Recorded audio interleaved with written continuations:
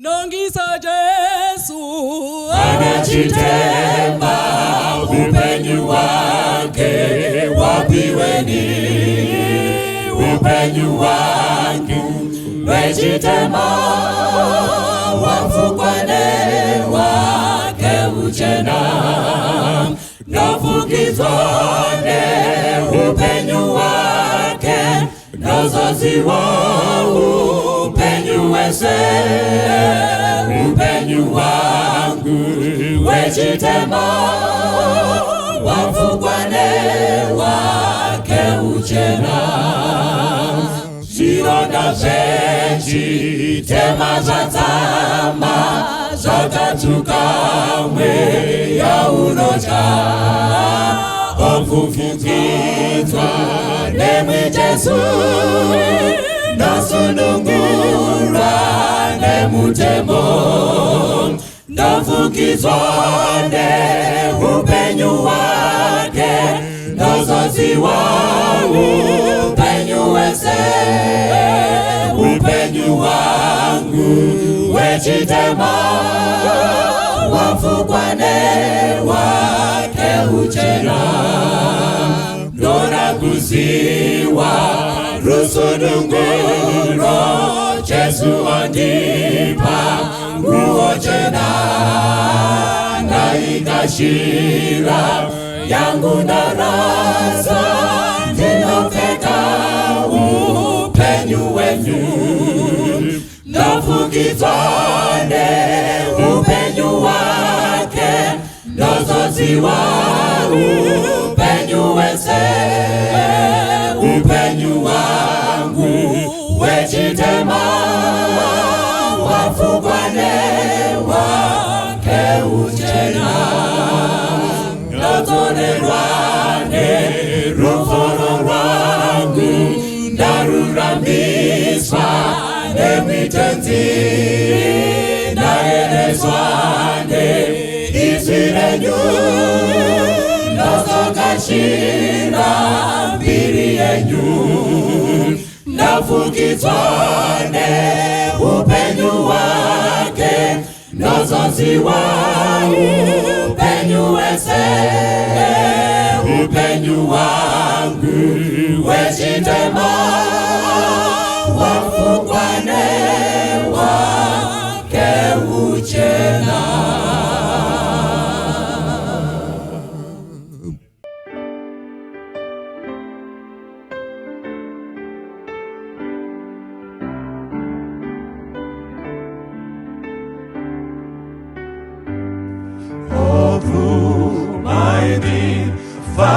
Famene wisi seja kai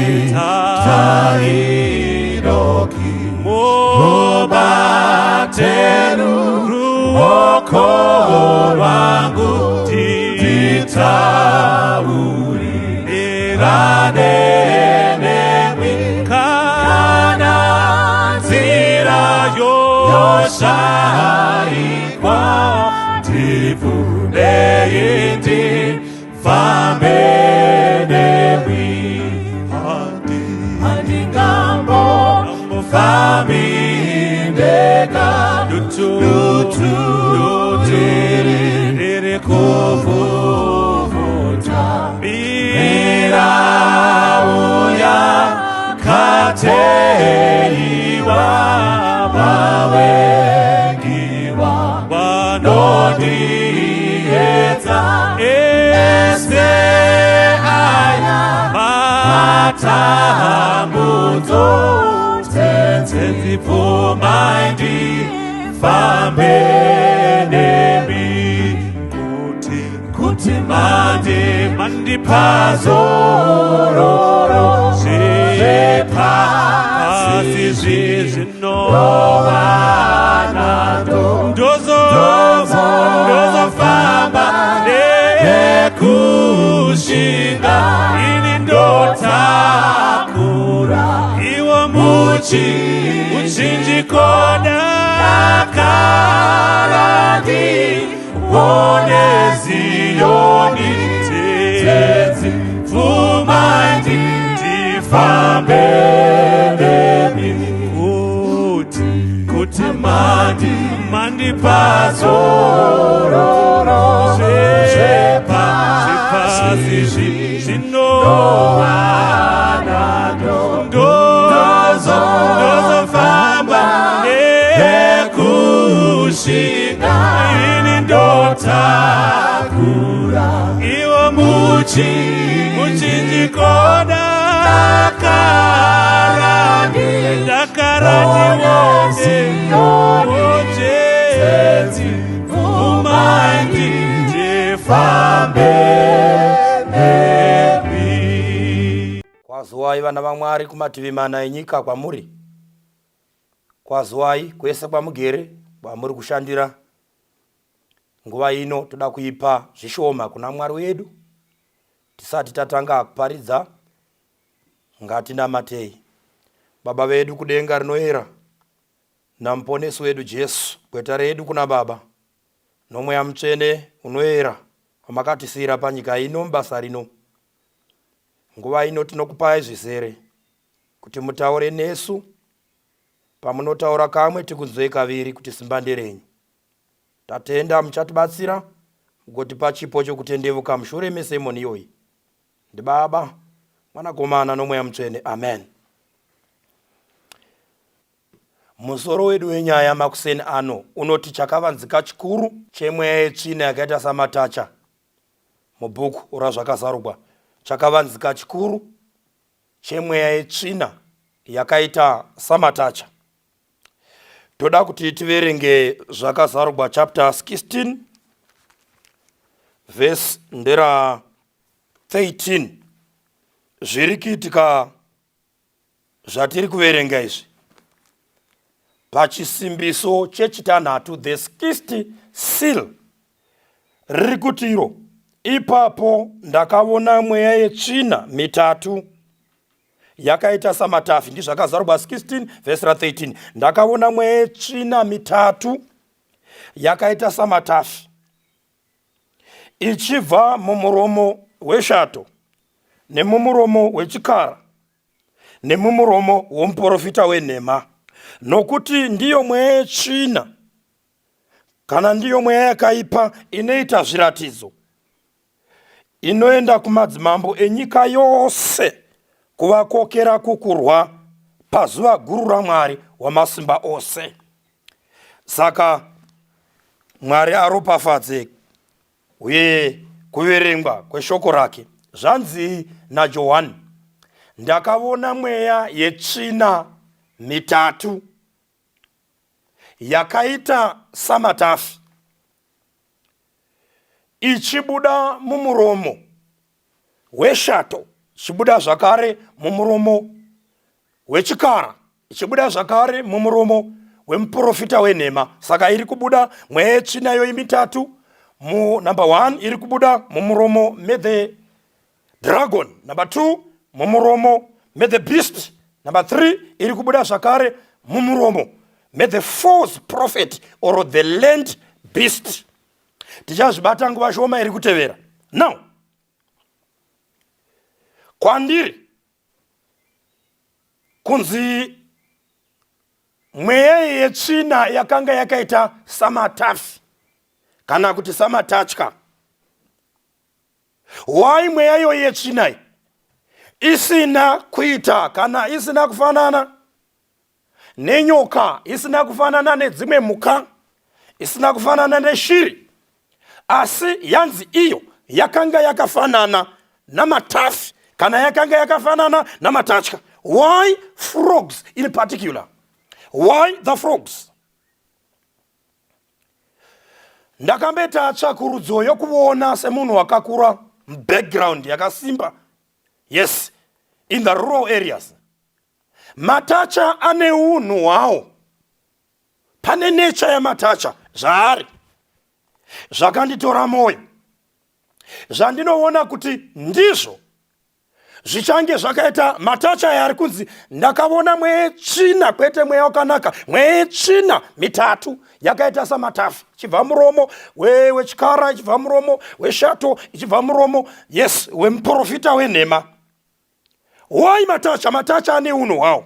Number 1, kana makatarira matacha, Matacha by nature, they are noisy. Ane ruja, ane noise. Pese pa mabona krr. Ane noise isingaiti, especially kana rain season. Kana kuti ukafambira kunziva dzine madams, they are noise in nature. Kurava kuti mweya tsvina iri kuonekwa naJohani kuti yakanga yakaita samatafi, ichibva muromo wechikara, ichibva muromo weshato, ichibva muromo wemuprofita wenhema. We expect mweya yetsvina in these last days kuti ichange iri noisy, kuchange kuine ruzha kwese kwese. Mumazuva ano kupedzisira pari kuparidzwa evhangeri yengirozi nhatu. Saka tichange tichiwitnessa noise everywhere, noise.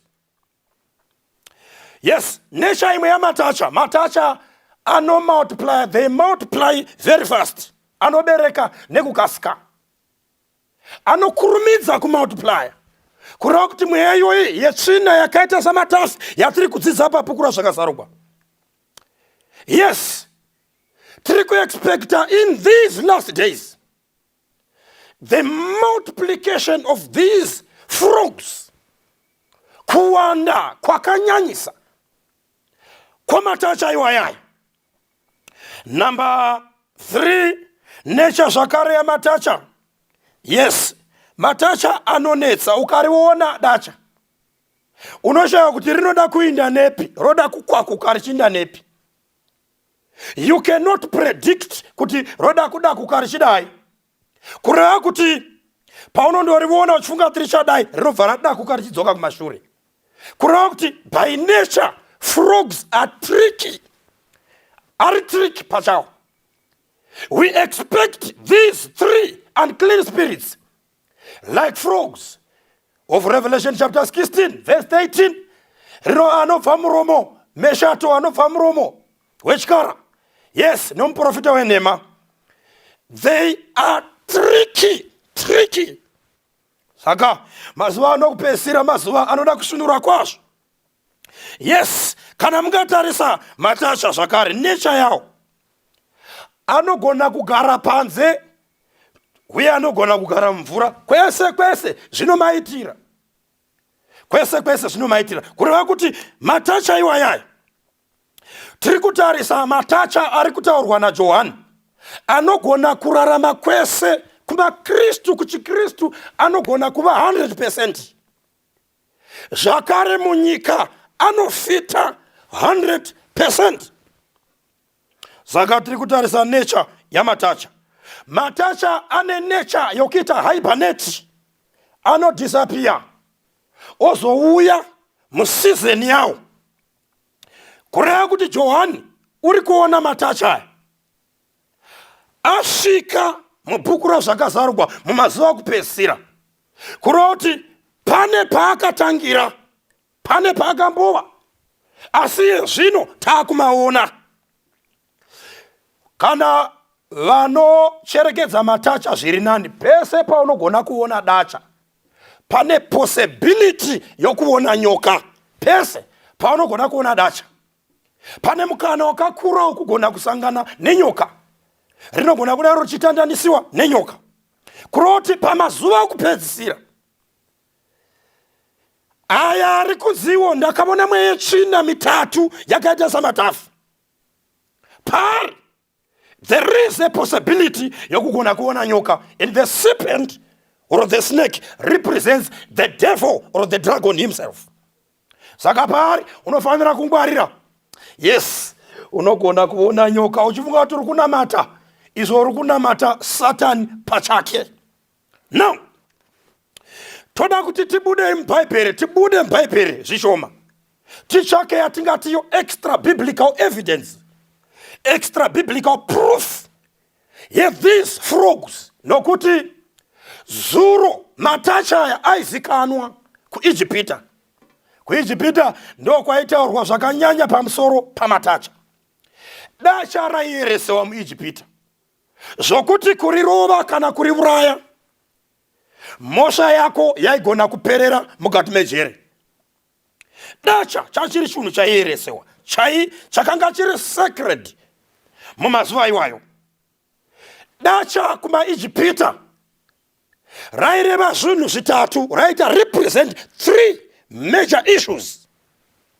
Saka waiti kana ukafamba mumastreets eIjipita in those days, back then, waiona mumatembere avo muine mifananidzo ye3 black frogs, matacha eblack matatu. Then pavari matacha aireva zvinhu zvitatu. Number 1, aireva paganism. Number 2, aireva atheism or atheism. Number 3, aireva spiritualism or spiritism.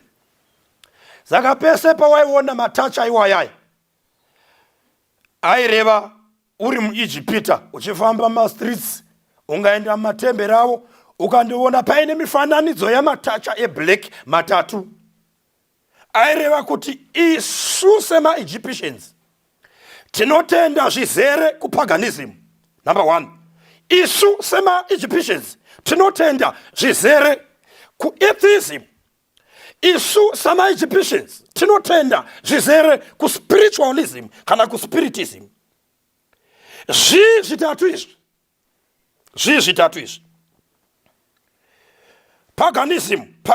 Paganism zvinorevei? Mukatarisa ifeni chero madictionary enyu achakutaurira kuti chinonzi paganism inoreva zvinhu zvitatu.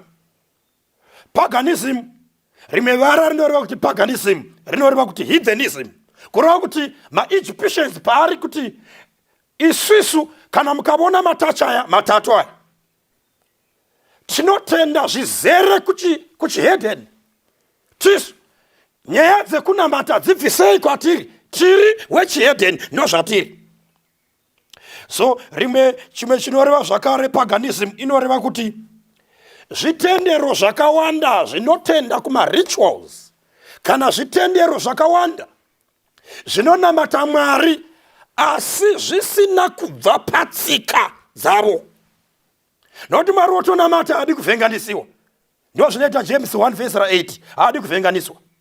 Yes, haadi zvachose. Either you save God or you save the devil. Hapana neutral zone, hapana kurova zviri zviviri. Saka paganism inoreva kuti kune zvitendero zvakawanda zvinonamata Mwari asi zvakabata nyaya yetsika, rituals. Saka kune vamwe vanonamata Mwari vapedza vanogona kundoita zvemudzimu. Kapedza kunamata woita mamwe mashura avanoita masango nezvimwe zvakadaro. Vakapedza kunamata vondobvunza n'anga, masvikiro nezvimwe zvakadaro. Yes, saka ndio inonzi paganism. Paganism zvakare inoreva kuti polytheism. Polytheism zvichireva kuti ibelief chitendero chana Mwari vakawanda. Yes, the belief of many gods. Saka paganism mungwari yemazuva ano kupedzisira, even chero nziyo dzatinoteerera ziri kupromota paganism, ziri kupromota nyaya iyoyi. Saka Bible rasa pachena kuti number 1, not Bible, extra biblical evidence tichitarisa kuIjipita zuro. Yes, batacha aimirira paganism number 1. Number 2, aimirira yatingati atheism. Atheism kungoreva kuti ibelief chitendero vanhu vanotenda kuti Mwari hakuna Mwari. God does not exist. Chero zvodi Mwari hakuna.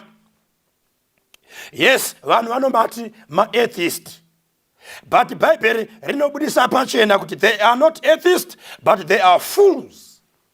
That is mapisarema Psalms chapter 14 verse 1. Rinoti benzi roga ndo rakati Mwari hakuna mumwoyo maro. Saka vese vanoti there is no God. They are fools. That is the biblical definition. Saka pari kutarisa Ijipita iri kuti kana isu muchiona matacha aya mumatembere edu, tinoreva kuti tinotenda zvizere kutsika, tinotenda zvizere kuchihedhen, tinotenda kuvana Mwari vakawanda, tinotenda kuti Mwari hakuna. Yes, that no zvatiri. Yes, then pokupesira spiritism. Ndozvo vanoreva spiritism kana kuti spiritualism. Zvitendero chinotenda kuti kana munhu akafa une chaanoziva, unogona kudzoka achigona kuzobatsira vapenyu. Saka ndo zvinhu zviri kutaurwa izvi namatacha ekuIjipita matatu pauri kufamba. Anomirira paganism, ari kumirira atheism, ari kumirira ivo spiritualism. Vari kureva pachena, kudeclare pachena kuti isu hatitendi nezvaMwari. Number 1, isu pachedu isisu. Yes, tinotenda kuchihedhen, tinotenda kutsika dzakawanda, vana Mwari vakawanda. Yes, isu pachedu tinotenda kuti munhu wafa une rupandi kuvapenyu. Ndozvo vanotenda isu. May I submit to you, tisatenda kuri. Nokuti matacha aya matatu aya achava mumazuva anokupesira, achava ne a tremendous influence. Achava ne influence inoshamisa. Kuroti we expect influence inotyisa. Ichatekeshera pasi rose mumazuva okupesira. Influence ya atheism. Influence yokutendewa kwevakafa. Influence, yes, yepaganism yechihedhen. Chihedhen chichakura kwazvo, chichava norupandi rukuru munguva ino yokupedzisira kuvhiringidza vana vaMwari panyaya dzezvokunamata. Dai tati nenguva taitarisa paganism, yes, nguva dzechihedhen dzakapfuura, nguva dzamabira dzakapfuura.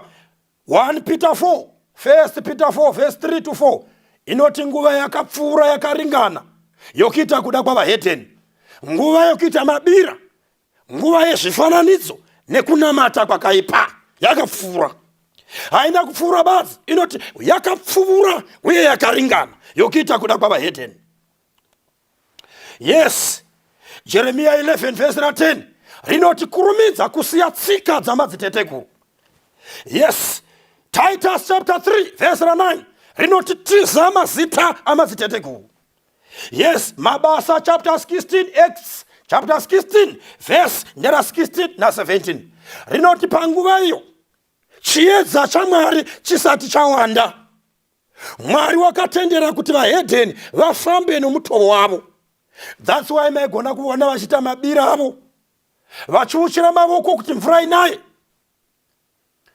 Iyo itaseyavuya, but chiedza chichiwanda, Kristu achiwanda, chiedza chaJesu chichimera mumwoyo yavanhu. Nguva iyoyi yakapfuura uye yakaringana. Spiritism, yes, spiritism rugwaro kunoisa pachena kubva kuna Genesis. Nyoka ichibhonga kuti iwe Eva haungafi zviro kwazvo kana ukadya mbuti uyu. Nanhasi spiritism inyaya iri kusumudzirwa kwese kwese nemuzvitendero. We expect noisy yezvinhu izvozvizvi mumazuva okupedzisira. Tino expecta multiplication yakakura, kuwanda kwakakura kweatheism, kuwanda kwakanyanyisa kwepaganism, kuwanda kwakakura kwespiritism. But Bible is clear pamusoro pespiritism.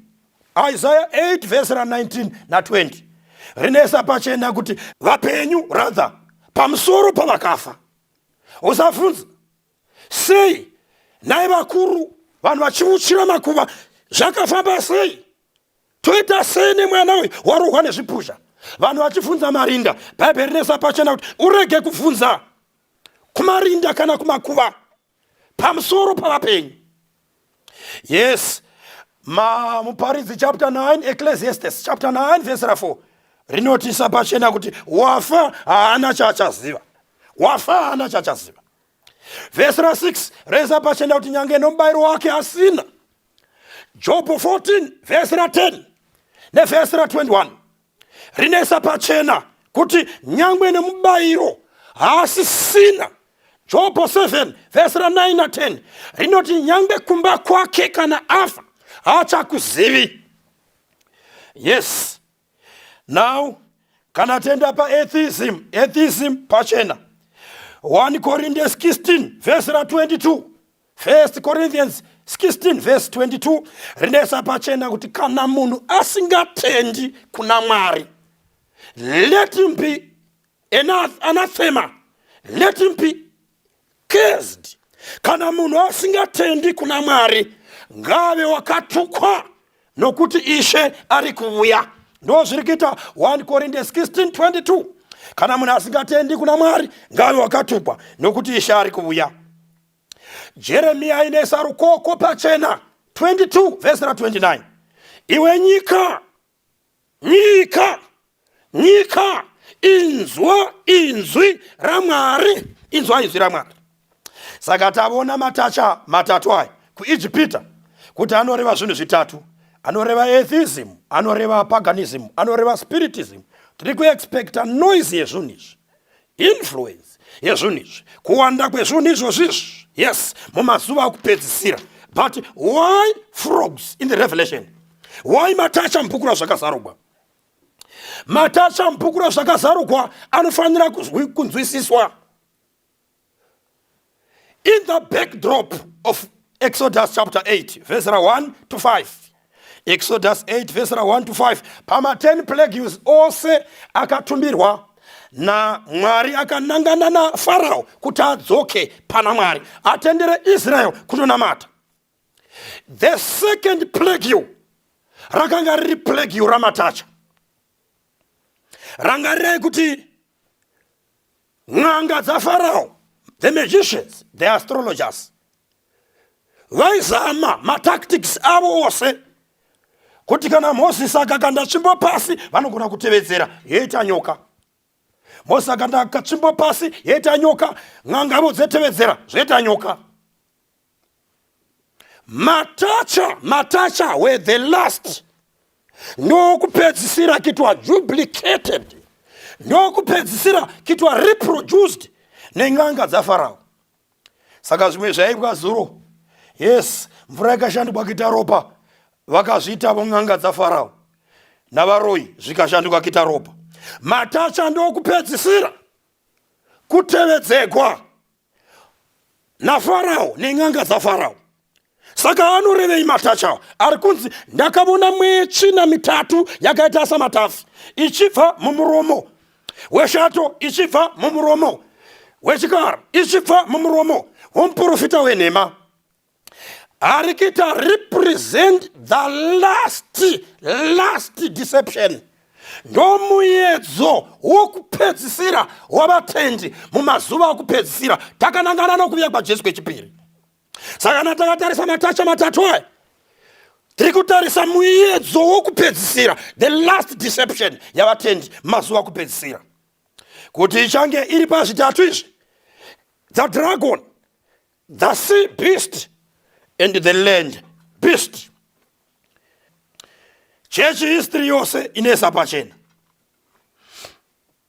kuti dragon yakamirirwa naSatan pachake, the devil himself. Zvakazarugwa chapter 12 verse 9. The sea beast, zvakazarugwa 13 verse 1 to 10, rakamirirwa the papal system, the system. The land beast cannot, the false prophet, the land beast cannot false prophet. Yakamirirwa the USA in prophecy. Zviri kunzi zvitatu izvi zvichava neinfluence yakanyanyisa in these last days, mumazuva ano kupedzisira. Yes, kwandiri kana wakazvitarisa zvitatu izvi, yes, ndo muyedzo wavatendi wokupedzisira. Why? Nokuti pazviri i-counterfeit ye-three angels message. Nokuti zvitatu zvinorwisa zvakanyanyisa kuparidzwa kwevhangeri rechokwadi. Yes, the gospel of the kingdom. Yes, dzinogwisa nhau dzakanaka dzokuuya kwaMesias. basa radzo ndizokufikirira kuti chokwadi chisasvika sezvechiri pamazuva okupedzisira. Saka kana makazvitarisa zvakare, izvozvi zviri zvitatu izvi zvichava neinfluence yakanyanyisa mazuva okupedzisira. Zvakamirira counterfeit ye3 angels message number 1. Number 2, zvakamirira counterfeit ye Trinity, the Trinitarian God, God the Father, God the Son, God the Holy Spirit. Saka inhevedzerwa zvinhu zvinorwisa hutatu hwaMwari, Trinity yaMwari. Not only that, hutatu hunorwisa vhangeri rechokwadi chaMwari. Ringanzirona zvakazarwa chapter 14 verse 6 to 12. The 3 angels message, that is the present message of our time. Now, saka tiri kuona plani yomuvengi mumazuva okupedzisira. Having failed the project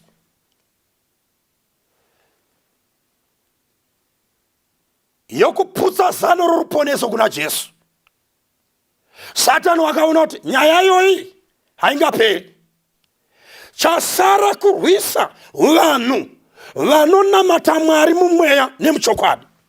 Ende kuti tizviite izvi tinofanirwa kutora vanhu vane experience munyaya idzodzi.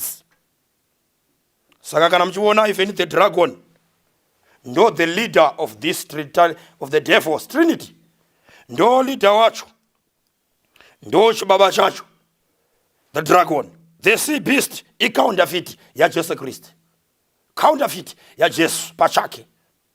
Mucharangarira kuti chakambopiwa vanga rakakuvara, zvakazarwa 13 verse 2 kusvika 4 chikara. Na Jesu akagamuchira vanga rakaipa pamuchinjikwa. Chikara ichi chinonzi chakazopora vanga rakapora. Na Jesu on Sunday morning he rose triumphantly, wakamuka victoriously.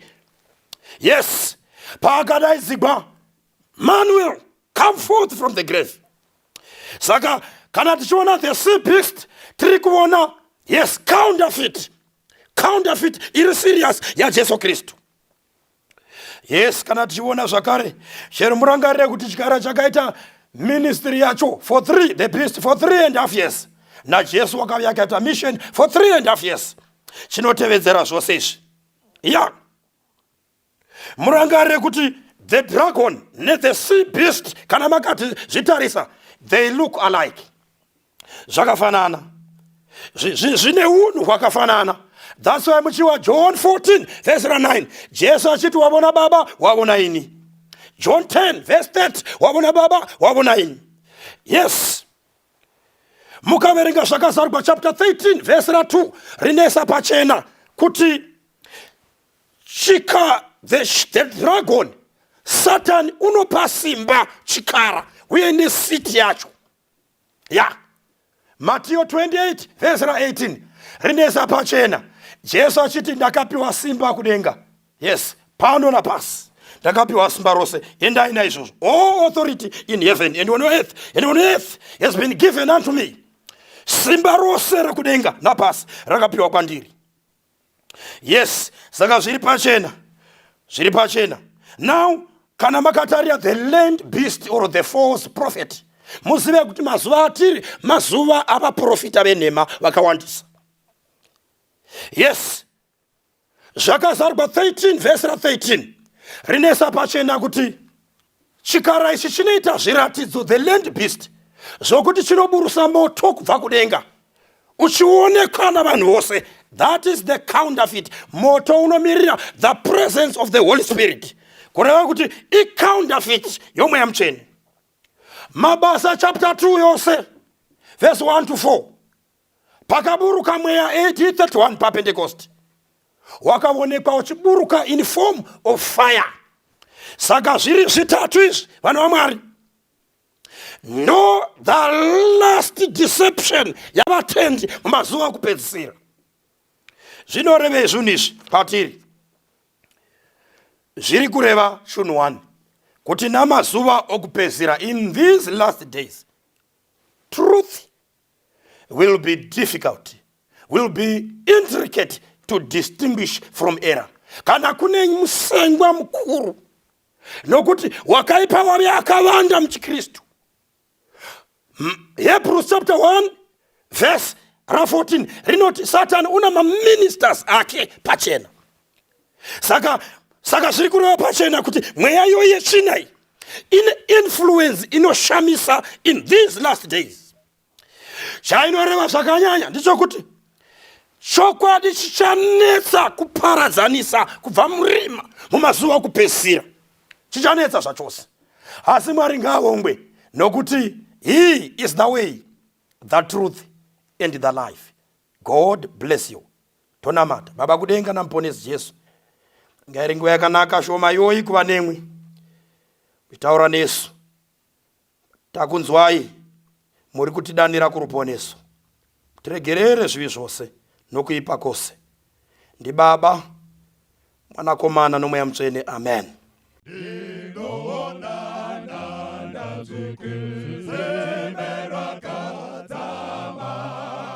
Jesu tenzi muponesi wakarivira yo severo dariona irorino nechenesa kuza tenziro chenesa kuza tenziro chenesa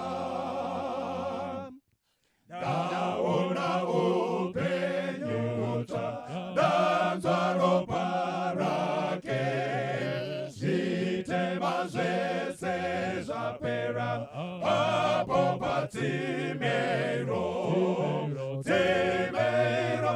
dariona irorino nechenesa kuza tenziro chenesa kuza tenziro chenesa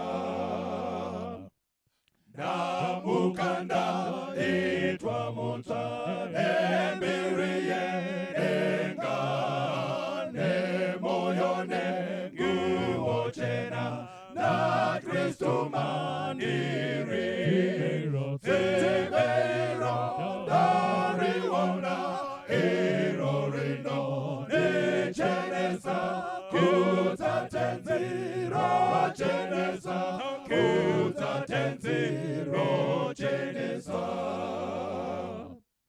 Shishamiso tsitsi dzake ropa rake pasi muzi wenyu Jesu chete wakatinunura timero dariona irorino nechenesa kuza tenziro chenesa kuza tenziro chenesa.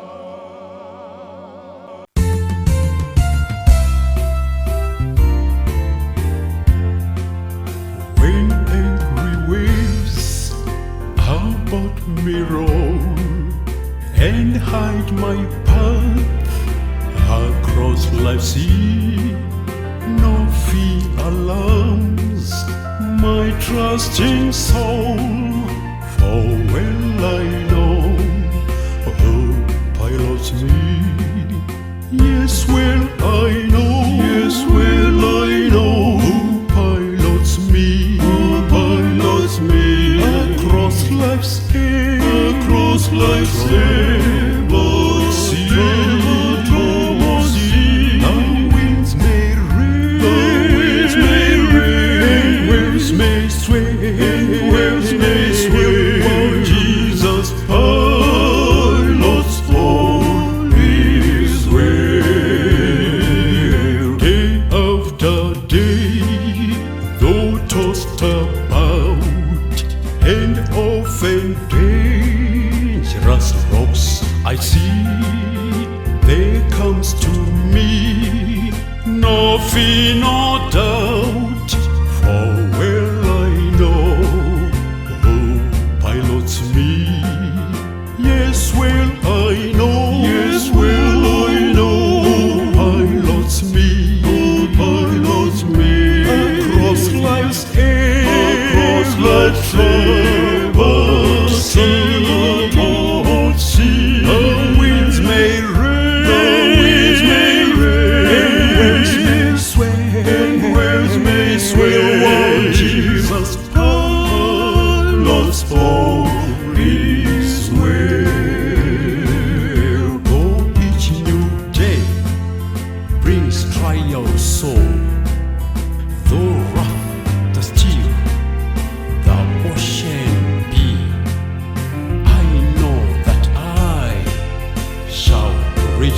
shore. For well I know who pilots me. Yes, well I know. Yes, well I know who pilots me. Who pilots me across life's field. Across life's troubled sea. The winds may rain. The winds may rain. Waves may swim. Waves may swim. While Jesus pilots all His way. My Savior's love still guides me on. My only church and compass He. I'll trust in Him till the journey's done. For well I know who pilots me. Yes, well I know who pilots me across life's ever troubled